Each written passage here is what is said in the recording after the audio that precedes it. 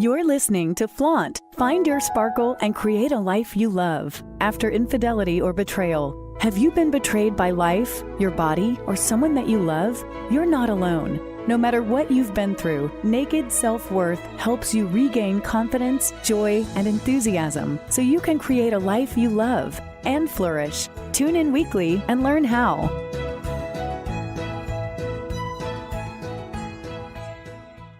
One of the hardest things about finding out that your partner has had an affair is the shame and embarrassment. Talking about it, because it makes you feel like you did something wrong, that somehow you weren't good enough and that you didn't keep them happy. And there's such a misperception in the world around what affairs are like and what it means when somebody has had an affair. That's why I have created a monthly support group for women who have been betrayed by their partner. It's for women who are really ready to move through the grief and the pain in a healthful way so they can claim what's possible for them on the other side of infidelity and betrayal as quickly and as healthily as possible. And part of that is having community with people who were positive. There are so many online support groups where everybody's just really negative and grouchy and they just vent their own pain and they vomit their pain all over you. And this group is nothing like this. This group is honest. Yes, we're honest. But it's also about support and community and holding each other and building each other up. If this sounds like something that you would be interested in, go to www.flourishafter.infidelity and sign up. When you sign up, you'll immediately get the Zoom link to our next meeting, and then you will be in the loop and you will know when each monthly meeting is about to occur. I really look forward to having you there, to building this community of strong women together. Once again, it's www.flourishafter.infidelity.com. And we'll see you at our next meeting. Hello and welcome to Flaunt. I'm Laura Cheadle, attorney and betrayal recovery coach who believes the betrayal uncovers the truth of what's possible for us once we stop focusing on all of those things that were done to us. And we start showing up unapologetically for ourselves. I'd really love to connect with you to see how I can best support you on your betrayal recovery journey so you can understand what really happened and heal faster, skipping the mistakes, pain, and obsessive thoughts that plagued me during my own betrayal recovery journey. So be sure to reach out and let me know how I can help you. Today is a special show. And if you have any domestic violence or if you've ever been assaulted in your past, let me say, trigger warning, because we are going to talk about some physical safety. My guest today is Chris Natzke, and I'm going to let him introduce himself because he is so experienced. He is so good in all things physical safety. And we're just going to talk about that and how you can best protect yourself, whether it's from a domestic partner, somebody that you might be dating, or just, again, a more random attack. Although, as he will say, oftentimes it's not that random. So with that, welcome to the show, Chris. Great to be here, Laura. Thanks for having me. So will you start by just telling the audience a little bit about yourself and why you are the expert, why you know all of this stuff? Excellent. Well, my name is Chris Natzke, and I'm an 8th degree black belt and former national taekwondo champion. So I've been doing martial arts since the early 70s. It's basically been an anchor in my life for that time. But several years ago, probably about 25 years ago, I was introduced to a technology that looked at self-defense from a different perspective. It wasn't just technique-based. It was about helping people deal with the adrenal response so that there was an awareness inside of them that they had. And so much of my work now is helping people, what I call, understand the ABCs of self-defense, which is number one, awareness of their environment as well as what's going on inside them. Healthy boundaries that they can do verbally, they can do spatially, they can do physically. And then also then we move into combatives, if unfortunately, if they need to do that, but they can use their body to protect themselves. I love that. I have seen Chris speak a couple of different times, and I was fortunate enough to do a course with Chris as well, where I learned some of those combative techniques. But what has impressed me so much about him and his methodology is the way that it's not, hey, we're going to lean in and we're going to fight. I'm going to teach you how to fight.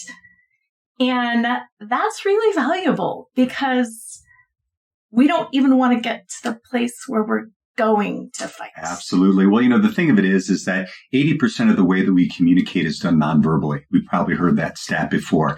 And so much of it has to do with the energetics that we're putting out. And I know that you've heard this in our course, Laura, when you took it, is that in our organization, we went to federal prisons and they interviewed convicted sex offenders. And they showed them pictures and videos and they said, who would be the people you would prey upon? And in 2 different facilities, 2 different group of offenders, they picked within a 97% accuracy rate the same people. Wow. And it was because of the energetics they were putting out. They weren't making eye contact. They walked with their shoulders down with short steps. They had an energy of a victim. And what we want to do in our training is help people transform that so that they're not a victim, right? They're in their empowerment, and so that they never have to have that situation because they're not targeted. Because most assailants, if they approach and someone now becomes assertive, they won't try to manipulate their way of dealing with that person. What they'll do is they'll just abort mission. They'll just go try to find someone else. So by being in our power and being able to express that energy, we're half the way there. Yeah. If not more. And that's huge. Huge. And that's true. So how do you do that? Because the listeners to this show have been betrayed by their intimate partner, which leads you to feeling like a victim. Yes. And I like to say you feel victimized because, let's face it, you kind of have been victimized. Yeah. And we need to deal with the grief and we need to deal with that. And we need to have that pity party. Mm-hmm. But how can we also go grocery shopping, be safe, deal with attorneys, maybe deal with our former partner, and not project that energy of like, I'm feeling great, when really we're feeling like, I'm at the worst point in my life? Well, boy, that's such an impactful question. So, first of all, I think that when we are in those situations, unfortunately, it's very important for us to feel those feelings. It's important for us to work through those and move through our process, because many times I think what we can do is if women in particular have been abused, is just to try to push that away. That's not something they want to deal with. And it's difficult to deal with, but there's so much payoff on the back end, right? Because now that's where you find your power. I also don't necessarily enjoy using the word victim, right? We have these situations that occur to us, but if you are, say, victimized, you're not a victim, but you've been victimized, then what you want to do is you want to move to a victory, right? Mm-hmm. And part of that is finding your power. And so much of the work I do is finding power in your voice. Because so many people have difficulty, particularly women, because I think, they're socialized that way, is to stay quiet, don't speak your mind. And part of the work that we do is we literally do scenario-based training where I play the role of the attacker, as you know. Oh, I know. And then we train people on how to use their voice in order to back that assailant away. And it's so interesting because oftentimes I will literally see people's entire physiology change within a 2-3 hour time period. They come in, they're a little bit meek, their shoulders are down, whatever. And at the end, they're this tigress. And so it's not like I can give you like the 5 steps to doing this. It has to be experienced. It has to be experiential. But the one thing I want your listeners to know is it is possible. I have dealt with so many people who have come to us that have had traumatic experiences and literally had a breakthrough right in front of our eyes, because in the work that we do, they literally were able to reformulate what had occurred. They changed the script, and now we held them to living that experience, and then they had a better outcome. So that's some real empowerment there. Yeah, that's huge. And again, I like what you say, that it's not like you can say 1, 2, 3, 4, 5, here it is. Right. But going back to that it's the awareness. How are you showing up? Totally. And sometimes that's all that it takes. Right. Well, and awareness comes in 2 ways, right? And you've heard me say this before, number one is be aware of your environment. So many of us are distracted. We've got our cell phones. We're on the phone when we're driving, et cetera. We're not aware of what's going on. And sometimes I think that becomes we think that's working for us. It's a defense mechanism, right? Right. If we don't look at it, it's not there, but it is. But the other thing is what's going on inside of you. When somebody says something to you that's a little off color, you notice it, and notice it, where is it in your body? Because those adrenal responses that we have were there. They're actually there to help us. Yeah. But if we don't know how to deal with them, we've all heard about fight or flight, right? But the one thing we're not aware of is the third element of that is freeze. And that's where most of us go. Mm-hmm. And I always say in my seminars, if you don't think that's right, think about the last time you were in maybe a verbal altercation with someone, even if it was, relatively mild, and all of a sudden you didn't know what to say. And then you were driving home 15 minutes later and all these ideas came to your mind. I should have said this, right? It's because you didn't know how to deal with the adrenal response. And it's literally there to help us. But when we have those feelings come forward, it can be overwhelming and we freeze. Yeah. I love that you use that as an example, because hopefully nobody is in a situation like that with a stranger and there's an altercation. But most of the listeners here are going to have responses like that with their partner. Right. Well, and I'll tell you, you've heard me say this as well, is that FBI will tell us that 80% of women who are attacked by men that they know. Yeah. And about that same percentage of physical assaults will be preceded by verbal intimidation before it ever gets physical. Mm-hmm. So being able to access that now, I think that one of the most powerful things someone can understand is just the power of no. Yes. Being able to say no. Now that transfers so many aspects, but many times we feel like we don't have the right to say that. Mm-hmm. And if I were to give you a big long script of when somebody comes to try to attack you, you're not going to remember that. No. But if you remember, no, you're too close, back away, not now, and you say it in this assertive way, there is an energy to that. Yes. And I always love what one of my coaches told me. He said, Chris, when your no's are powerful, your yeses are even more powerful. Ooh. Right? Because now when you know what you're going to say no to and you're not going to allow into your energetic sphere, mm-hmm. when you say yes to something, you're committed. Oh, I like that. Right? So and what I would suggest, if you think about a little tool, is it's kind of an analogy. If you've ever seen the Jim Carrey movie Yes Man, have you ever seen that movie? Yes. Where his coach told him to say yes to everything. I would say on the other side of that is just practice saying no in small ways where you start to get comfortable with it. And then as it begins to become more automatic, then if you need to use it in a stressful instance, it's there for you. That's such good advice, because especially for women, it's so hard to say no. It is. We want to be liked. We want to be loved. Right. We want to be accepted. We feel like a good woman serves other people. That's right. But I'll make this distinction. I actually share this in other talks that I give. I had another coach tell me that you need to take care of yourself so you can help take care of others. Mm-hmm. Note, I didn't say take care of others. Help take care of others. Facilitate them. But if you don't take care of yourself first, at some point in time, you're going to run out of energy. You're going to get resentful. It's just not going to be a good thing because you're giving from an empty cup. Right. And that's just not going to work. It's not going to work. Not long term. Okay. So talking about the power of saying no and verbally keeping yourself safe, let's go specifically to a domestic situation. I hate to even say that our intimate partner can hurt us. Yeah. But our intimate partner can hurt us, and quite often does hurt us. Yes. And I really appreciate that you work with the adrenal response, because that is going to launch us into attack mode, launch us into freeze mode, do all sorts of things. Yes. So can you walk us through maybe a more traditional domestic situation and show women how they can go from using their voice to maybe de-escalate a situation? Yeah, great question. I think the first thing that's so important, and you, I'm sure, have heard this several times before, is the importance of getting into the breath. Okay. Mm-hmm. So when we get into an adrenalized response, what will happen is we'll begin shortness of breath. That's one of the byproducts of the adrenal response. We also have something called tunnel vision, where we just focus. We can't focus on anything but what's in front of us. We get auditory exclusion. We lose small motor skill.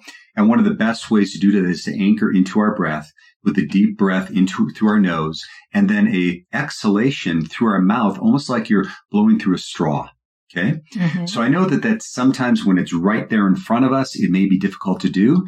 But if you have the ability, when you feel yourself getting, adrenalized, is to just take those 3 deep breaths and inhale through the nose, hold a little bit, exhale through the mouth, hold a little bit. We call it box breathing, right? And so that we're able to anchor ourselves. Okay. Yeah. The next thing that I would say is if you are in a domestic dispute that starts verbally, is don't feel like you need to answer every question that's coming toward you. All right. Because sometimes I've seen people get totally off because they're trying to react to the shots that are coming at them, so to speak.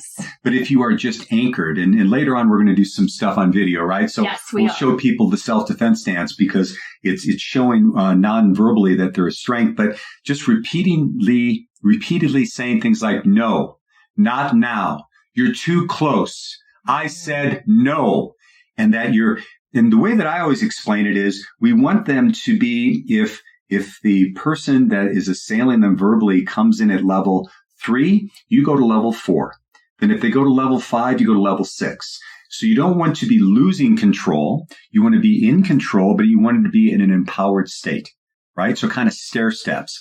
And I think that many times people who are abused, and there are different levels of abuse, right? Some of the worst abuse is sometimes verbal and emotional abuse, correct? Absolutely. But in what people have done who are emotionally abused, and this is not a judgment, this is just true, we've conditioned people to treat us in the ways they treat us. We've taught them how to do it. And now when we're changing the script, we have an opportunity to set that new boundary.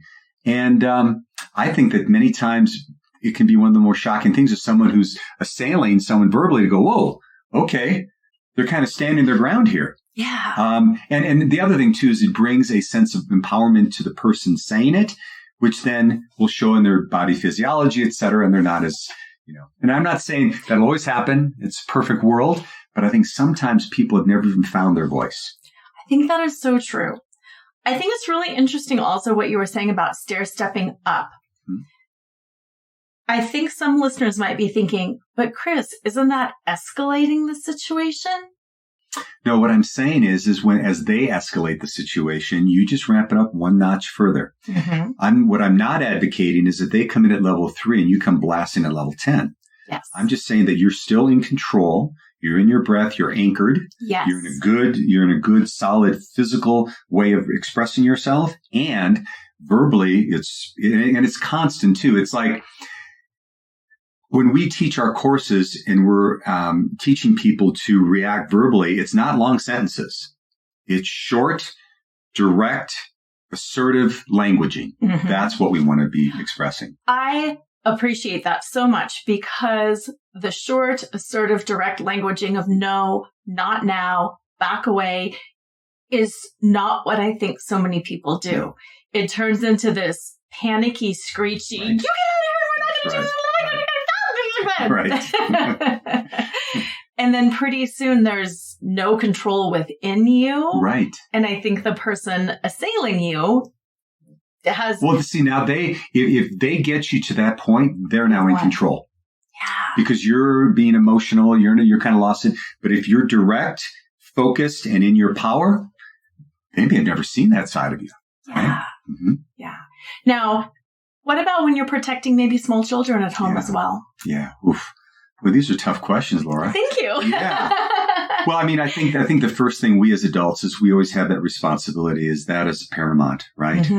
And I know that sometimes, I mean, I'm just thinking of even in my own background when my father, who at times could be a very abusive alcoholic verbally, not so much physically, but verbally. And is to understand that two things is that when we're allowing our kids to be in that environment, what we're doing is we're basically teaching them that it's okay to receive that themselves someday. And if they're watching you receive it in that way without any assertive pushback, you're once again reinforcing. And then when they go and they find mates and whatever, they're probably going to find someone who stays in that same role, right? That they've been. So obviously the best thing would be is not to have the kids there, but if they are there, is to make sure they're in a safe place And if you are presenting yourself, I would say to do it in the most empowered way possible. And if you at all feel there's a physical threat, is to get out the best way you can. The other thing too is don't think that you have to do this all yourself. So if you have people in your circle that you know that can be supportive of you, reach out to those people. Reach out to those people. I think that there's so many of our friends and family members that want to support us, but we think we have to do it all ourselves. And knowing that you've got someone who has your back and it can be there for you if you're in difficult times, I think it's really important. You don't have to, you have to do it solo. Yeah. Thank you for that. I think that's really I think sometimes, I had another coach tell me years ago, he said something to the extent of is that that vulnerability in that regard of asking for help is 100% strength comes from 100% vulnerability. Okay. Yeah. So by being able to say, I need help in this, do you have me? Boy, it's just people will respond. That's just been my experience. Yeah. What I'm hearing in your words, and I just want to bring to the surface, is there's a difference between strength and aggression. Yes. There's a difference between vulnerability and weakness. And I think in our society, often we see either aggression or weakness. Yes. And it's really hard to shift our thinking. It is. Yeah. One of my favorite books, I'm trying to think of the author's name right now, is called Power versus Force. Yes. And it'll come to my mind, the author here in a moment, but there is a distinction between trying to force ourselves and be an aggressive. When we teach our classes, we create the distinction between passivity, aggression, and then being assertive. And what we're talking about is being assertive. Yeah. We're not talking about losing control. We're not talking about getting off of the deep end in terms of screeching at someone. We're talking about very strong languaging and strong body communication. And that's power. It is. And that's power that not only is in those situations, but it works hand in hand with how you walk in life. So when you become empowered, you walk stronger in life. And when you walk stronger in life, you become more empowered in those situations, or you don't even attract them. That's the key right there. That is the key. Because something that I hear from my women a lot is, why do I keep attracting the same stuff? Yeah. I don't mean to be glib when I say this, but I want to use this as an example. You have this situation in this relationship, and then you had this situation in this relationship. And all of a sudden you realize that the person you've been in a relationship to or married to is like the same person, right? Yeah. But the one thing we have to know is there's one common denominator, and you were there. Yeah. So what can you do to make that change? It's not about going outside and finding someone that makes you feel safer or makes you feel more secure. It's about feeling that way inside yourself first. And when you can do that, then you're going to attract the person that reflects that back to you. And I like how you preface that, because it is hard. It is very hard. Yeah. And I don't know about you, but I know there's times where I look in the mirror and I think, oh, now I see it. And there's embarrassment, there's shame, but that's life. It's totally life. And you've heard us say it in our seminars. It's like when we have people go through our workshops and then we're like, okay, I know you may have had situations where you maybe didn't handle it that well in the past. Let that go, because you don't know what you know now. Right. You're not going to bring in any of those feelings of shame and guilt or whatever are not going to serve you. No. Just go from where you're at and go forward. But know that everything starts with us. Everything starts with us. So if you want to feel more empowered, in my talks, I often talk about this idea of many times we look at life from a perspective of have, do, be. When I have a secure relationship, then I'll do the things I want to do and I'll be happy. Yes. But that doesn't work out that way. You want to turn the words around to be, do, have. I need to be empowered. I need to be assertive. I need to then do the things that an assertive person would do. Then you can have your happiness and safety and security. Yeah. I love that. And I love how you say that, because that's the root of so much self-development or coaching or anything. Exactly. And that's why I don't like using the word victim. Yes. Because if we feel that we are a victim, then we think we don't have a choice. And when we're out of choice, we're out of power and empowerment. We always are a choice. Yeah. Not to say they're easy choices. No, that's the thing. But we're always a choice. Yeah. And I love that, because I always make the distinction with my people. You were victimized. Yes. But you're not a victim. That's right. Exactly. 100%. Yeah. 100%. Yeah. Yeah. Yeah. Okay, so that awareness externally, awareness internally. Now let's move on to B. Yeah. Boundaries. Yeah. Well, we've already kind of spoken a little bit about it, but the first thing, let's just talk about physical boundaries. Yes. There are so many instances in our lives where we are not aware of our physical awareness. We talked about that. Mm-hmm. And that we allow people to move into situations around us physically where we just allow it because we just feel uncomfortable. We don't want to be rude, whatever. But our physical boundary, whatever feels comfortable for us, is our boundary. Yes. And it's something that we need to establish and we need to hold to. From a practical standpoint, we always say if you're feeling a little bit uneasy with someone, you need to make sure that you are at least 2 of their steps distance from them.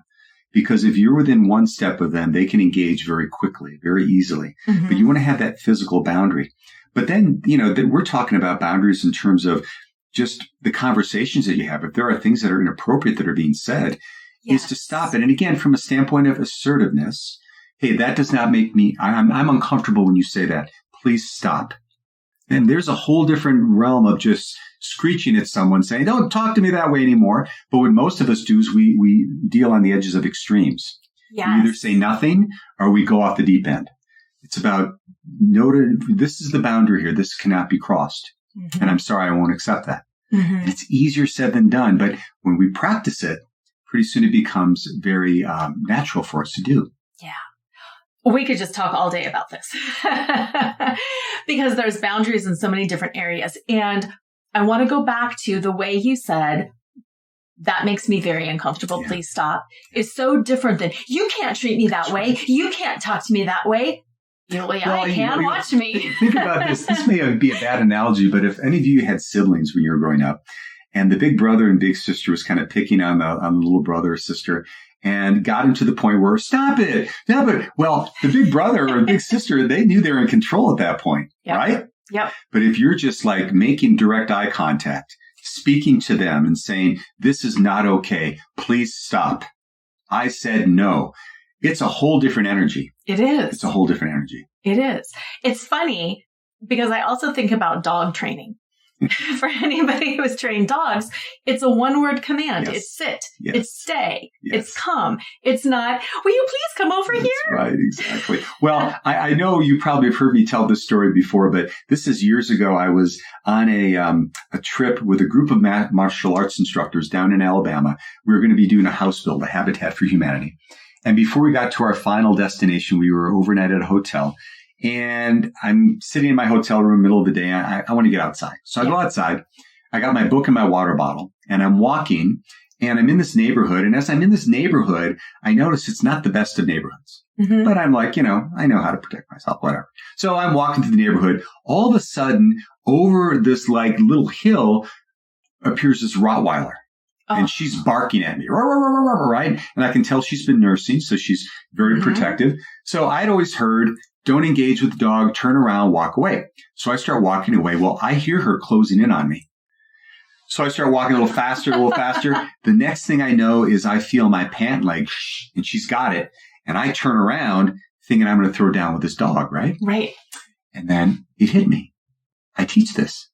So I got big. I got put in my self-defense stance and I said, no, bad dog. And she reared back and ran away. Isn't that funny? And I went to the hotel. My son was there. He was traveling with me. I told him about it. He said, of course, Dad, it was a Chihuahua. I said, no. It was a Rottweiler. But the fact of the matter is what it came present for me is that dog's reaction to me is the same way humans would react. It was still the predator to prey. Mm-hmm. And I flipped the script. Using my voice. Yeah. And why is it so hard for us to use our voice sometimes? Well, I'll tell you this. I think that so much of it is conditioned. Mm-hmm. And, good children are seen, they're not heard kind of thing. And I think it's even more culturalized in women because boys are allowed to be rambunctious and whatever and girl. And I think that one of the greatest gifts we can give our kids is being able to help them understand their voice and the appropriate ways to use them. Yeah. Yeah. So if you've got kids, I want you to think about that for you as well as for your kids. Yes. Because it's my guess that the reason you're listening to the show is because you're in a contentious situation. and things are not good. Yeah. And yes, you need to speak up for yourself, and you need to speak up for your kids. And like Chris said earlier, kids learn by example. They sure do. Yeah. Much, much more than anything you're going to say to them. Yeah. And, I think of all the lessons, both good and bad, that I even personally got from my parents, right? Oh, totally. We all have. And, and how many times have we, I'll never do that. And all of a sudden you're talking to your child and you're like, oh my God, I'm my mother right now. I did that. Right? So it's just something that happens naturally. Yeah. So it's about stepping back, being conscious, not feeling guilty about it, but just making a change and moving forward. Yeah. Yeah. Okay. So on the boundaries, and you know what, before we go there, another reminder, Chris and I are filming some stuff right after. That's so right. We will show you the 2 steps away. Exactly. And what that looks like. Exactly. Okay, so on the boundaries, you are with an intimate partner. Mm-hmm. Maybe they've had disclosure and maybe you're still living together because you are not sure if you're going to stay together. Maybe you've committed to staying together, whatever, but things are feeling weird. Yeah. But they're your partner and you're sitting together on the couch and you're feeling uncomfortable. Yeah. But how do you broach that without wrecking things? Yeah. Wow. You didn't tell me there were going to be this many difficult questions. I think the first thing is that those agreements and those things to talk about them are done not when you are in the heat of the discussion. Yes. They're done when you are away from that and you're able to have that discussion. And you've either agreed to what's going to happen if you feel uncomfortable beforehand, or you've already, or you have in your mind what you're going to do if that occurs. So, it's about open communication. I know that, I'm obviously speaking from a men's perspective versus women's perspective. So I want your listeners to know that I appreciate that.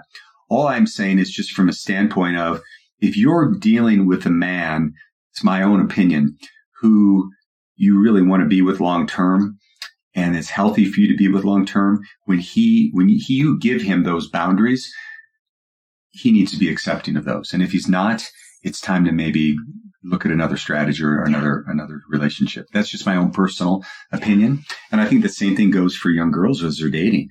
If they're seeing men who are treating them, or young boys that are treating them not respectfully, it's like, whew, don't think you're going to change someone. You need to be.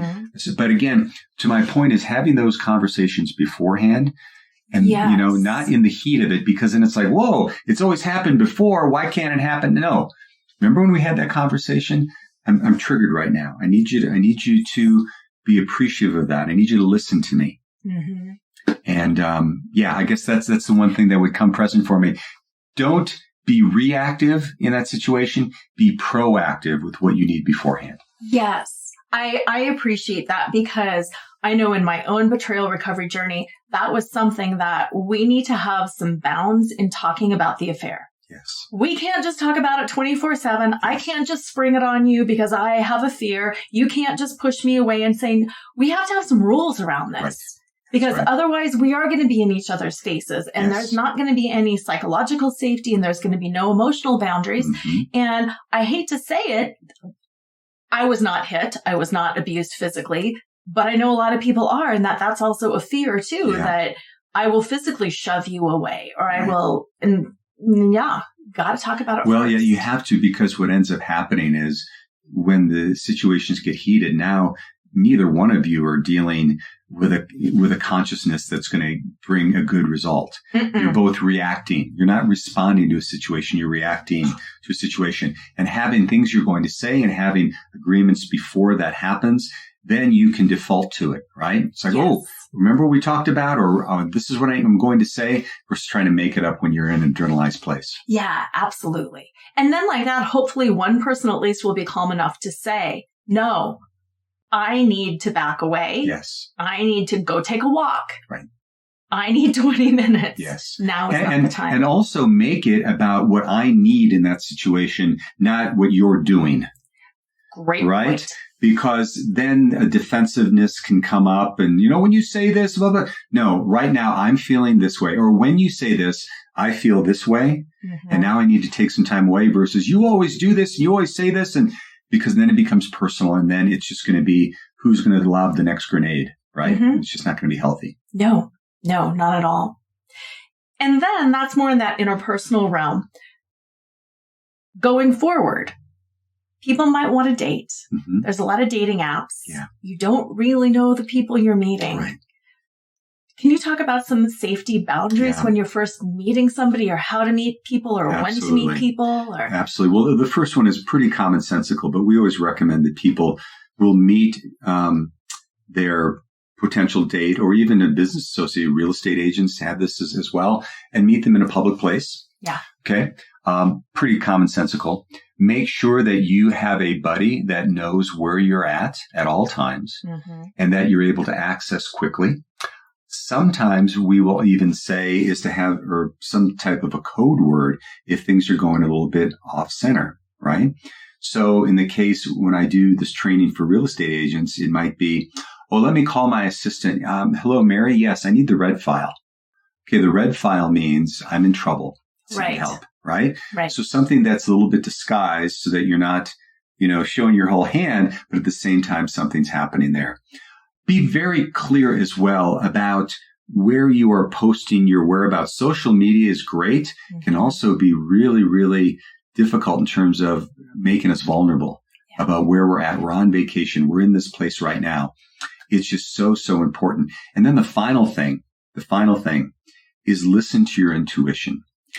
Huge. If you are feeling in a situation that it just doesn't feel right, this guy's giving you the heebie-jeebies, bow out gracefully. Don't think, oh, I can't listen to that, because I can guarantee you all the people that have come to me throughout the years, I've heard multiple stories of people saying, I knew I shouldn't have been there, but I didn't want to insult anyone.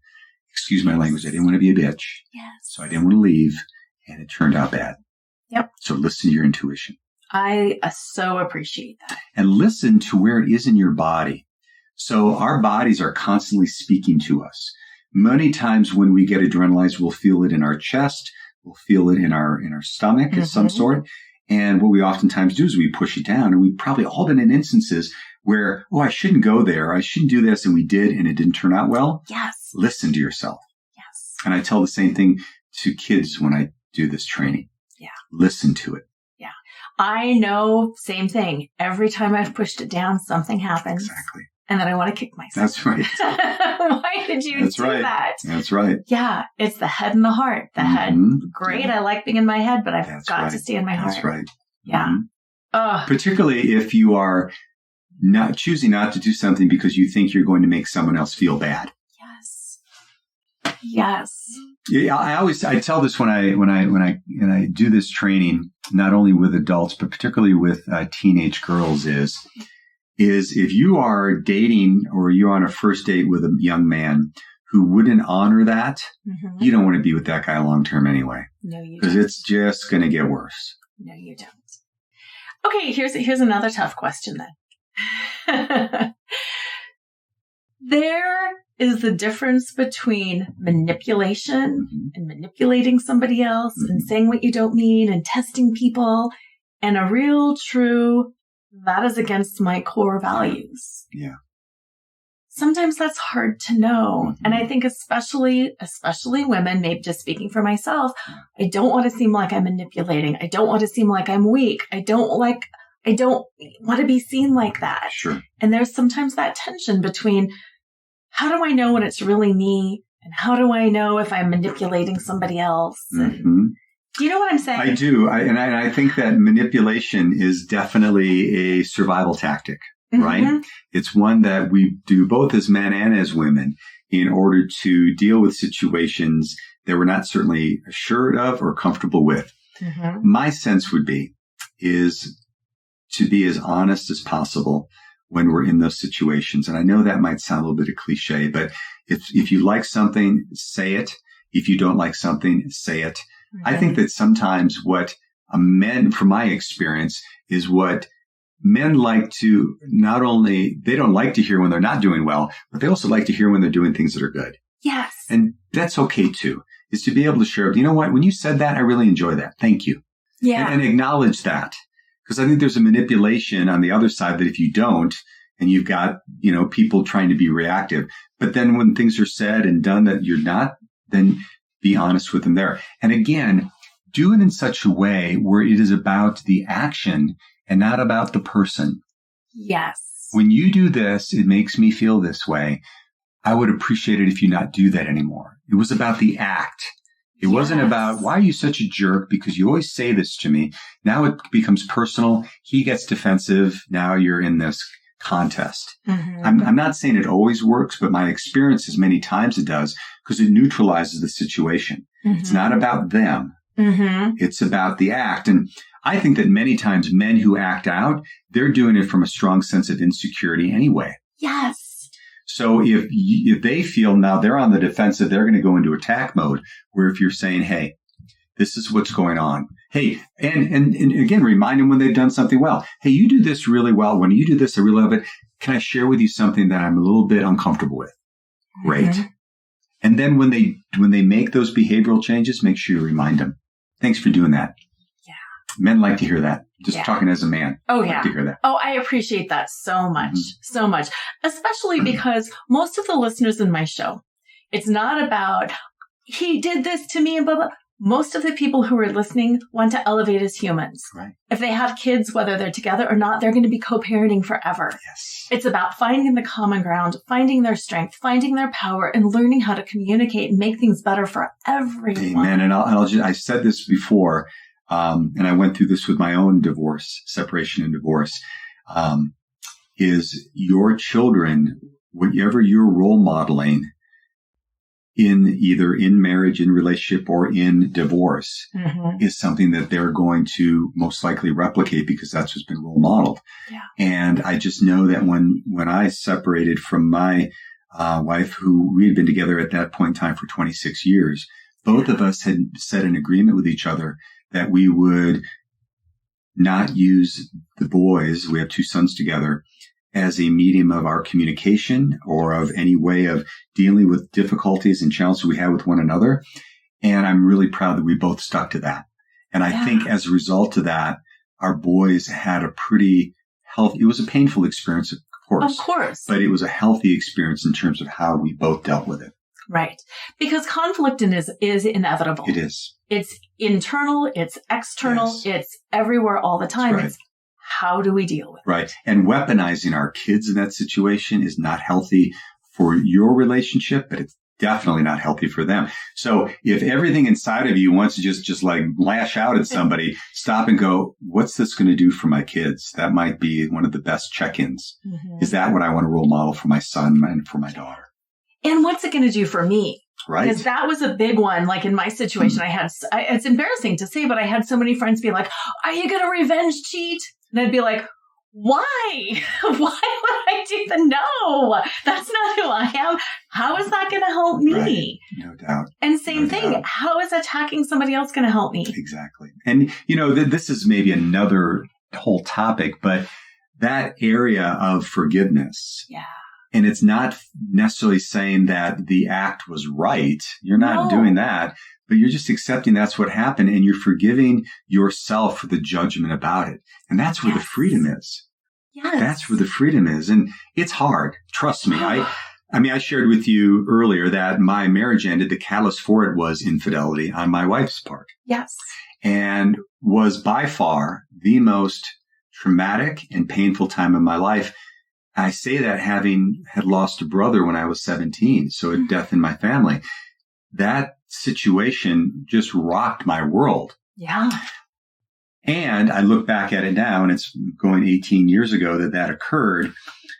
I'm so much better of a person now because I chose to look, and I'm not saying I got it all worked out, but versus if I would have been angry, manipulative, trying to, be in a retributive mode, etc. Yes. It would have just damaged me.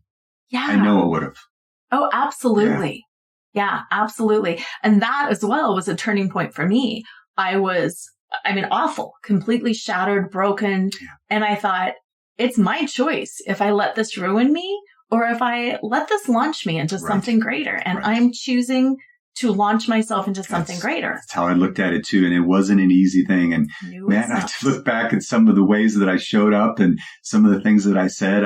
If you could fog a mirror, I would tell you my story during that time, right? I was just projecting all my pain onto whoever would listen. And I've realized now that I played a role in that. Of course. And that was a healthy realization for me. And now when I look back at that situation, I look where she's at now, God bless her, and where I'm at, we wouldn't be compatible right now because of who the person I became as a result of that. Yeah. Not even mentioning what's going on with her, but just I know I couldn't do that. Yeah, exactly. And like that's what it's all about. Becoming more. That's right. Yeah. And part of that is we need to protect ourselves. Yes. We need to stay safe and at the same time capable of growth. That's right. And that's that constant balance. Exactly. And, I know that we've been talking a lot of man on woman, aggression, et cetera. But what I realized through my experience with infidelity and then divorce and then recovery from that is I, as a man, had advocated a lot of my power in the relationship. Yep. I had given so much of it away. And so I came out of the other end going, whoa, I was totally unconscious to it because I thought it was the right thing to do. And I think I've ended up becoming a much more powerful, individuated person as a result of that experience. And here's what I love about that too. Some of my listeners who want to work it out with their partner go in with the belief that now he screwed it all up. So now I have all the power. And it's like, now you're weaponizing it. You're weaponizing it. And that might work well in the short term and in terms of shutting down an argument. But over time, it is so corrosive and cancerous to a relationship. It's not going to survive. And, as I said before, I'll speak from a man's fan. We like to find out when we're doing well. Yeah. And if you're in that combative relationship and he's not getting any positive reinforcement, chances of him probably repeating that behavior are going to be high as well. So it's a slippery slope there. And I understand anger and hurt and whatever, and it's healthy to get that out. But I would say, please don't weaponize it. It's not going to be good for anyone. Yeah. Because the thing is, we're talking about boundaries. Everybody needs boundaries on both sides of the relationships. Yes. And if that's incompatible, it could be. Could be. Absolutely. Yeah. Absolutely. Yeah.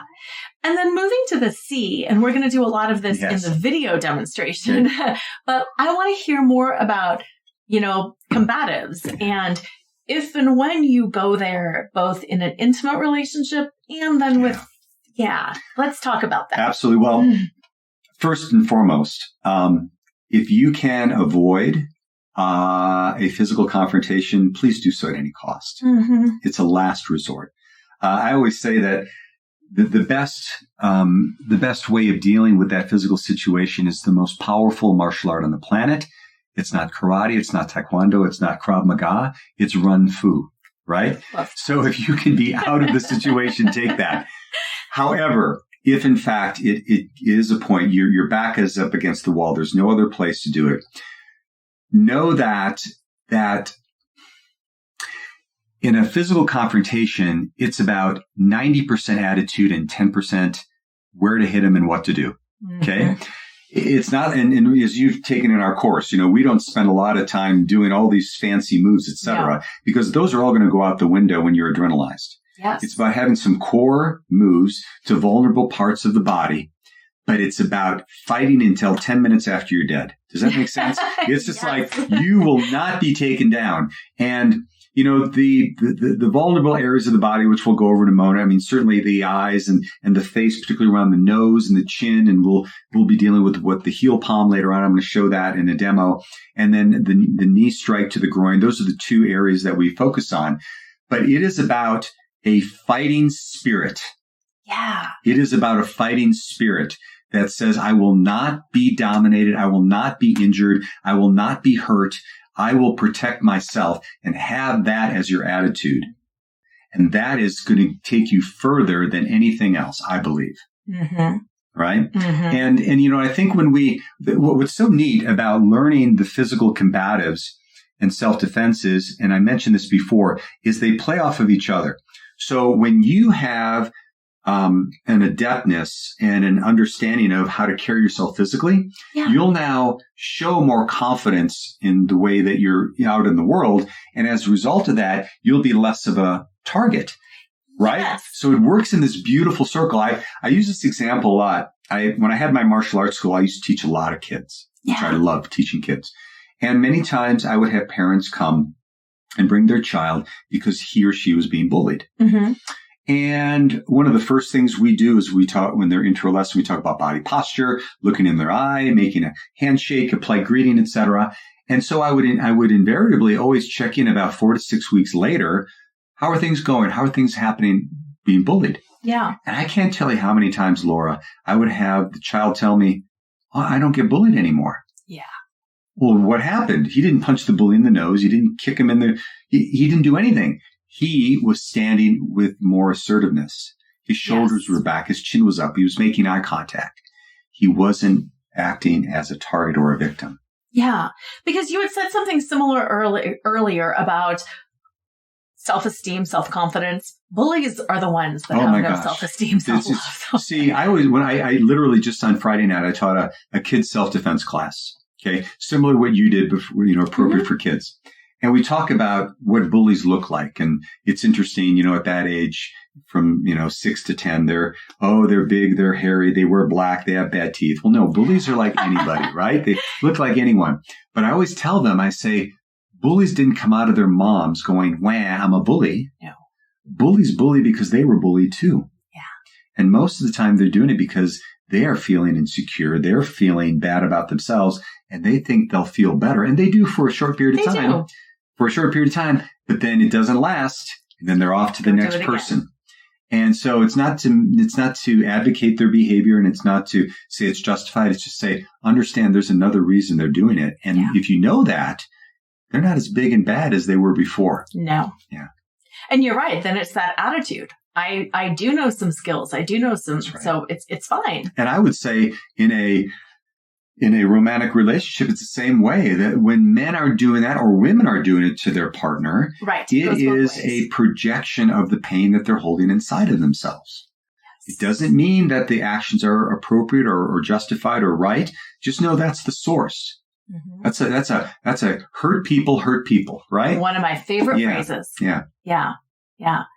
And I like that because just by having the confidence then sometimes that I do know where to hit, how to hit, it's going to be okay. Yes.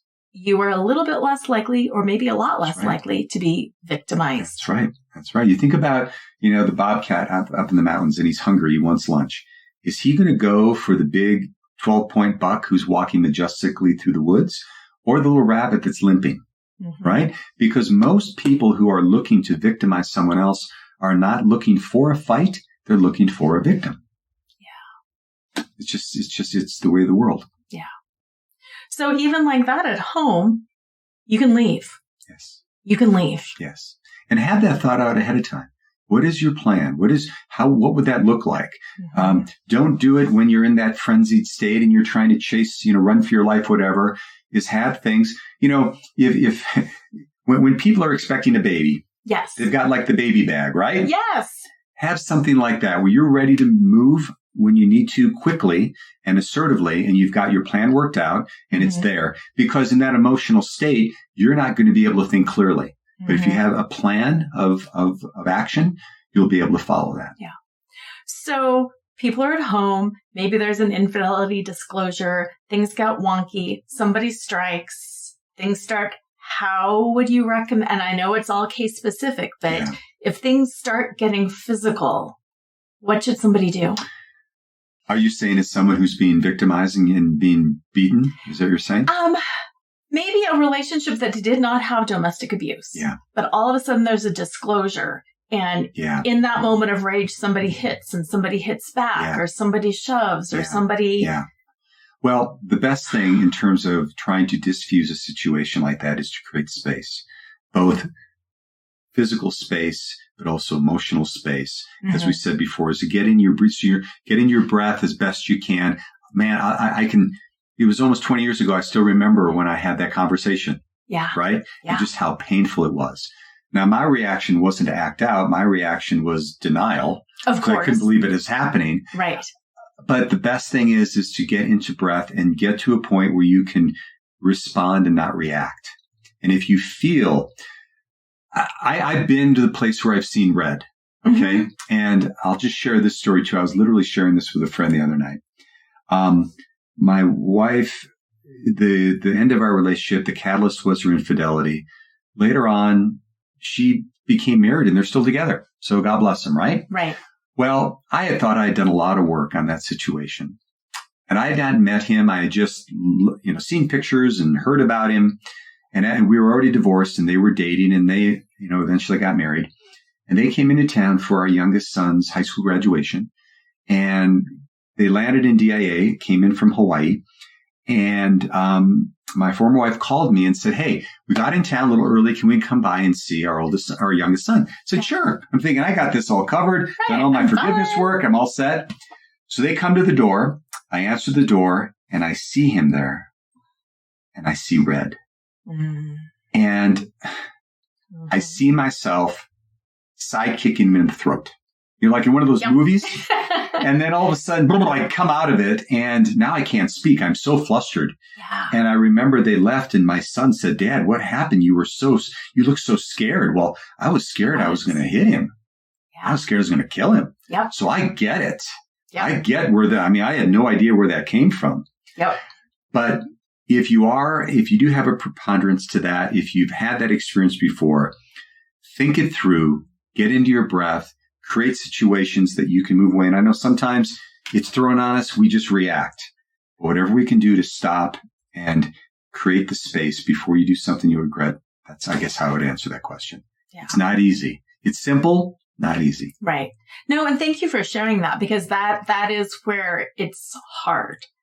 Because even in my own situation, and I think some of my listeners who have listened for a while know this, I found out on the phone, he came at me to get the phone. I was not going to turn loose of his phone. And something clicked in me that I'm like, I'm going to fight till I die. Yeah. And fortunately, I didn't. Right. But that was that instinct. It is interesting, that someone that we have held so beautifully in our hearts and in a loving relationship can bring out that side of us that is so angry when we're betrayed. It's just a really interesting human condition. Because I had, oh my gosh, so many emotions. And in martial arts, we always teach self-control.